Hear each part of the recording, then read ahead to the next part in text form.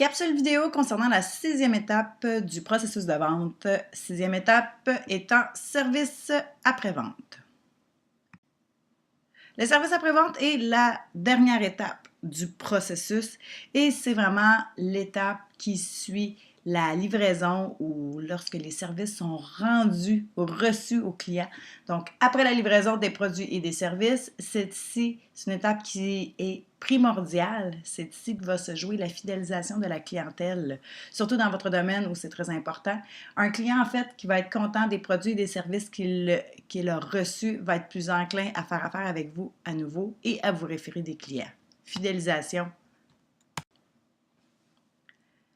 Qu'est-ce que le service après-vente? Définition concrète, le service après-vente, c'est ensemble des services que l'entreprise fournit au client après lui avoir livré. Ici, vous comprendrez que le mot « livrer » est mis entre guillemets, puisque généralement, on va réaliser, effectuer, rendre des produits et des services au client. Qu'est-ce que ça suppose, en fait, le service après-vente? Si vous pensez à vous lorsque vous achetez des produits. Généralement, ça va être du support qu'on va peut-être vous apporter, des questions que vous allez avoir. Donc, on va se référer à un site web, une foire aux questions. On va peut-être recevoir de la formation, on va consulter un manuel d'aide, on va peut-être avoir des capsules, des tutoriels. C'est aussi tout l'aspect de la maintenance et de l'entretien. Si vous avez des garanties et que vous rentrez, par exemple, votre véhicule au garage parce que vous avez une pièce sous garantie qui a brisé, c'est du service après-vente. Le service après-vente aussi, c'est tout l'aspect de la gestion de la satisfaction de la clientèle. Quand on est insatisfait, qu'est-ce qui se passe? Bien, généralement, on va se plaindre et on va essayer d'avoir une réclamation. C'est aussi tout l'aspect de l'évaluation. On parle de gestion de la satisfaction, mais l'évaluation de la satisfaction de la clientèle. Et comment on la fait, cette évaluation-là? Bien, généralement par un sondage. Dans votre domaine, on va beaucoup parler de la gestion de l'insatisfaction par évaluer les produits et les services qu'on a rendus par un sondage. Puis ce sondage-là, généralement, il accompagne la facture finale et la lettre de remerciement. Et 2, comment on gère les insatisfactions, les plaintes et comment on traite les réclamations qu'on nous demande. Donc, dans les prochaines diapos, pour cette capsule-là, on va parler de l'évaluation de la satisfaction, le sondage. Et dans un premier temps, on va parler de la gestion d'insatisfaction, les plaintes et les réclamations. Dans cette capsule-ci, il sera question de la gestion de l'insatisfaction, soit comment traiter une plainte, comment traiter une réclamation, puis des exemples à travers ça, alors que la capsule 2, on parlera beaucoup plus d'évaluation de la satisfaction par les sondages.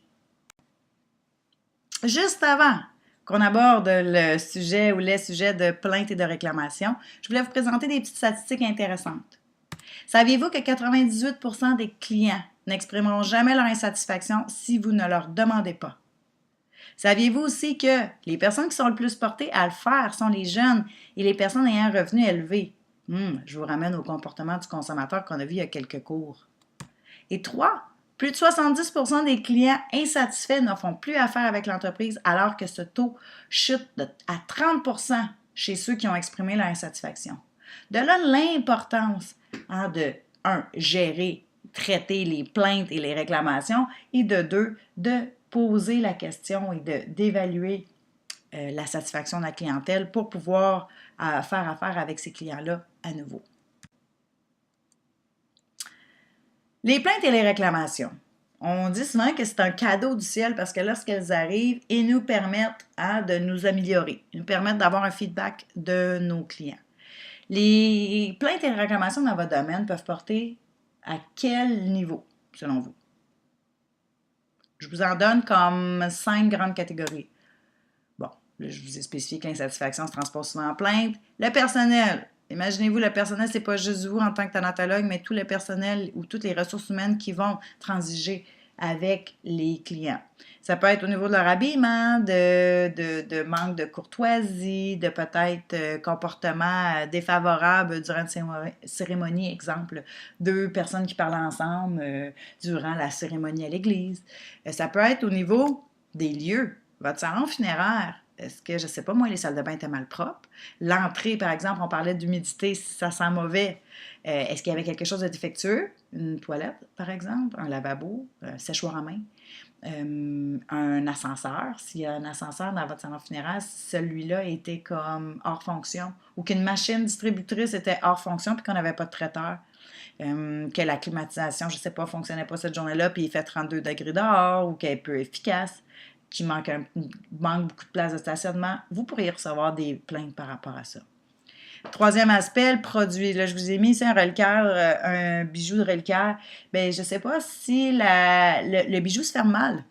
Ça peut être une problématique. Si lors de l'exposition d'un défunt, on réalise juste que sur un côté ou sur un coin de cercueil, je ne sais pas, celui-là a une égratignure ou je ne sais pas, il y a un petit bout de bois de, je ne sais pas, d'enlever. Ça peut être aussi au niveau de cartes ou de signets de remerciement qui sont peut-être non conformes par rapport à ce que le client vous avait dit alors que vous aviez bien noté. 4. Les services. On avait prévu, ou vous aviez prévu, vous, en tant que thanatologue, dans le planning, que je pourrais dire, la fermeture du cercueil se faisait à 10h30, alors que les personnes qui étaient sur place, vous ne pouvez pas y être, vous aviez donné l'indication à 10h30, mais qu'on l'a fait à 10h. Ou que l'apparence du défunt, lorsque les gens voient le défunt dans le cercueil, les gens n'ont pas l'impression de voir leurs proches parce que ça ne respecte pas ce qu'on vous avait demandé. 5. Plainte qui pourrait être formulée par rapport à un sous-traitant. Imaginez-vous un traiteur ou un fleuriste en retard. Ou que les fleurs étaient dans un état un peu, pas lamentable, je pourrais dire, mais défraîchi, ou que ça ne correspondait pas à ce que le client avait demandé. Qu'un célébrant, parce qu'un célébrant, ça reste un sous-traitant, c'est quelqu'un de l'externe avec qui vous faites affaire, que le célébrant arrive en retard à la cérémonie ou qui ne se présente tout simplement pas. Tout ça pourrait être sujet à plainte. Et là, je vous en ai nommé quelques-uns, mais je présume que vous êtes capable d'en imaginer plusieurs autres. On reçoit une plainte. Comment on devrait la gérer? Vous allez voir que ce processus-là ressemble beaucoup à celui de l'objection. Bien, de un, vous recevez une plainte, vous devriez écouter. Le client, généralement, il ne sera pas très, très content. C'est jamais très, très positif, une plainte. Donc, vous devriez, évidemment, ne pas interrompre le client, mais vraiment l'écouter jusqu'au bout. 2, vous devriez clarifier l'objet de la plainte. Des fois, le client va vous parler de plein de choses et vous ne comprendrez peut-être pas. Donc, la reformulation est un bon aspect pour pouvoir clarifier et vous assurer de l'objet de la plainte. 3, rassurer le client que sa plainte est fondée. Comment? Bien, comprendre le client, se mettre à la place, comprendre les conséquences, lui expliquer que les conséquences qu'il vit, vous pouvez bien les comprendre et vous excuser pour le désagrément. 4. Traiter la plainte ou la référer à un supérieur. Et comment on le fait? Généralement, bien, parfois, c'est une simple prise en charge où vous allez dire au client comme quoi que vous allez vous en occuper, qu'une note va être envoyée, que vous allez rencontrer, je ne sais pas, le personnel, parce que c'est une question de personnel ici, que vous allez revoir le code d'éthique. Parfois, ça va être une compensation que vous allez offrir. Compensation telle que, je ne sais pas moi, le remplacement d'un produit. Si c'est le cas d'un bijou qui ferme mal, bien, on va peut-être le remplacer. Parfois, la compensation va être au niveau d'une réduction de prix ou d'une gratuité, surtout si la faute provient du salon funéraire. Par exemple, le cercueil où je vous disais qu'il manquait un petit bout de bois ou qui était égratigné, bien, c'est un peu difficile de le remplacer une fois que le défunt est dedans. Mais peut-être qu'on peut offrir un rabais. Oui, exact. On va peut-être offrir une gratuité. Dans le cas, par exemple, je ne sais pas, d'un avis de décès où il y a une faute dans le nom ou dans la date et que vous en êtes entièrement responsable. Moi, ce que je vous conseillerais de faire, c'est de toujours avoir des approbations, de vous assurer d'avoir assez de temps pour pouvoir, de un, valider, vérifier la marchandise lorsque vous la recevez, parce qu'à ce moment-là, si vous auriez, je ne sais pas, essayé le bijou ou regardé le cercueil au complet, probablement que vous n'auriez pas eu à offrir de compensation. Si dans le cas d'un avis de décès, vous l'auriez envoyé à la famille et que la famille l'aurait approuvé, vous n'auriez pas eu, par exemple, à offrir cette gratuité-là ou d'offrir un rabais, peu importe, d'offrir une compensation. Donc, plus vous allez avoir de niveau d'approbation ou de vérification, moins vous allez avoir peut-être de plaintes et de compensations à offrir. Une chose est sûre, lorsque vous traitez une plainte ou que vous devez la référer à un supérieur parce que vous êtes sans mots ou vous êtes sans recours, première chose que vous devriez faire, c'est de demander au client ce qu'il rendrait satisfait, à quoi il s'attend. Vous allez voir que généralement, des fois, le client va vous dire simplement qu'il veut des excuses. Vous n'aurez même pas eu, vous n'aurez pas à donner de compensation. Demandez au client à ce qu'il s'attend et vous allez peut-être être surpris de ne pas avoir à procéder ou à avoir à agir à différents niveaux.